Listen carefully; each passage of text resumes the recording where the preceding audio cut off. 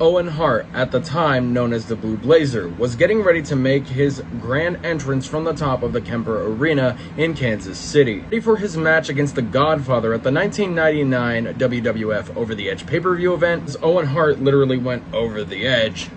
Little did he know his spectacular entrance at this WWF pay-per-view event would be his last, as he would plummet 75 feet from the top of the arena, coming down, hitting the ring ropes, and landing harshly on the padded wood boards of the wrestling ring.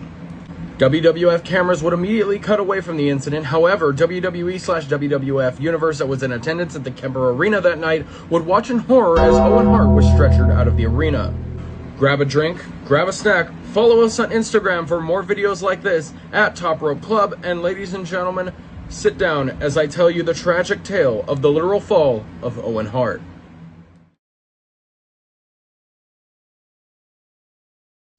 Born in beautiful Calgary, Alberta, Canada, as the youngest of 12 children in the legendary Hart family, Owen would grow up wrestling his brothers, Smith, Keith, Bruce, and yes, the legendary Bret Hart. Being able to attend the University of Calgary, he ended up getting his degree in kinesiology. Originally wanting to be a gym trainer, he later opted out and followed in the footsteps of his older brothers and into the professional wrestling scene. Owen Hart spent a good portion of his life training in what is now known today as the famous Hart Family Dungeon, which focused mostly on submissive style combat.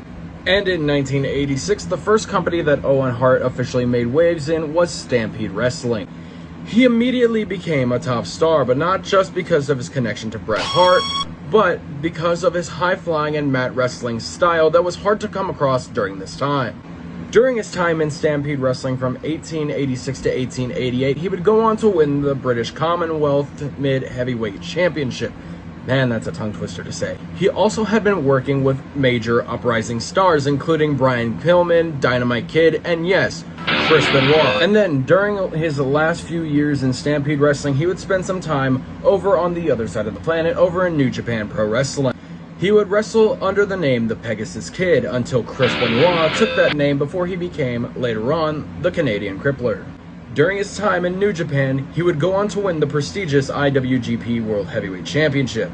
Following Owen Hart's massive IWGP World Heavyweight Championship win, he would go around being known as the Rocket for his speed, agility, and high-flying moves in his arsenal. He would then go south of the American border over into Mexico, where he would then go wrestle for UWA, Universal Wrestling Association, where he would add Lucha Libre to his skill set. Owen Hart would have two runs in the WWF. From 88 to 89, his gimmick was known as the Blue Blazer, a cartoonish superhero due to his high-flying ability and his speed, his stamina, all for him to be underutilized in the product, causing him to move back to Stampede Wrestling. Not only did Owen Hart go back to Stampede Wrestling, but he got a phone call from Eric Bischoff and then was later offered a contract to wrestle for World Championship Wrestling, WCW, WWF's rival at the time. And while wrestling for WCW, he was also wrestling for CWA over in Germany. He wrestled with these other companies up until 1991, where he was then brought back into the WWF for his second run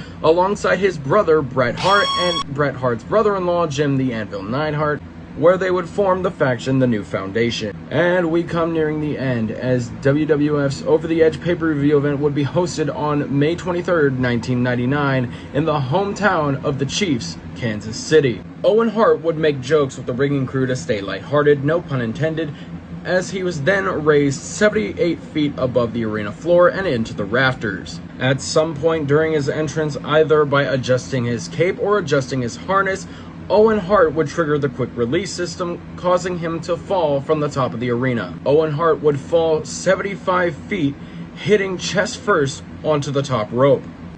Following the incident, WWE referee Jimmy Cordetas would go on A&E's Dark Side of the Ring and state, "I felt something brush my shoulder, and then there it was, this loud thud. I turned around and saw Owen Hart lying in the ring. I didn't know what had happened at first."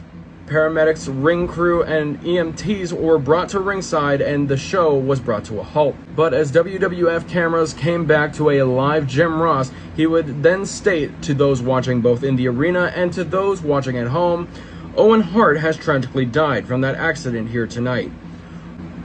Most believe WWF would stop the show. I mean, a man just died. Not just any man, Owen Hart. But Vince McMahon basically said the show must go on, and everything continued as planned. Then the next night on WWE's Raw is War, WWE hosted a tribute show to Owen Hart. This show was a pure tribute. No storylines, no feuds, no heels, no babyfaces, only wrestlers who wanted to wrestle in honor of Owen Hart. The tribute show would open with a classic 10-bell salute in honor of Owen. And we heard from superstars including those of Triple H, Jeff Hardy, Road Dogg, Edge, and others who had worked closely with Owen Hart. Both Jim Ross and Jerry the King Lawler were visibly emotional during this tribute. WWF fans wanted Owen Hart in the WWF Hall of Fame at the time, but Martha blamed WWE for Owen's death due to negligence and unsafe stunt planning. Martha Hart basically didn't want WWE to profit off of Owen Hart's name, likeness, or intellectual properties because they had literally just got him killed due to negligence. Martha Hart would then go on to sue WWE for a wrongful death settlement for $18 million. Martha Hart would then go on to form the Owen Hart Foundation, and now she does charity work in Owen Hart's memory. And in 2019, another rival of WWE came to light. All Elite Wrestling has created the Owen Hart Cup. With Martha's blessing, it is a way to tribute Owen Hart without going through WWE. Owen Hart was a legend like none other, making waves both across the indie scene and early WWF. As much as I would love to see Owen Hart in WWE's Hall of Fame nowadays, especially with the grudge between Martha and WWE potentially dying down, I doubt we're going to see it anytime soon. However, we still have the Owen Hart Cup, which I think is a great tribute to Owen Hart. May he rest in peace. Ladies and gentlemen, my name is Jason Castro, and thank you for joining me on the other side of wrestling. I hope to see you again for episode 5, as we will be talking about a literal backstabbing that happened in the world of professional wrestling. Have a good night, and until we meet again.